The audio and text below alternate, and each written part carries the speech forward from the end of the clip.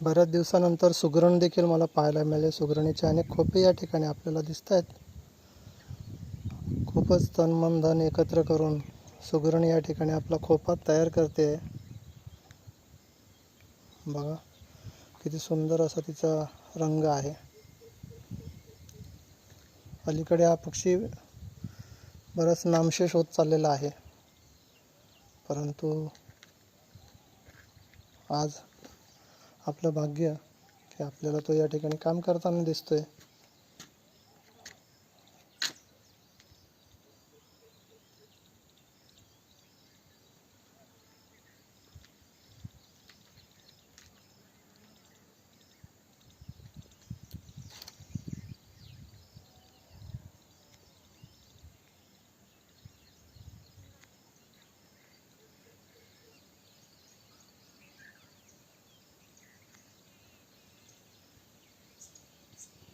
आपली चावल लागताच तो उडून गेला.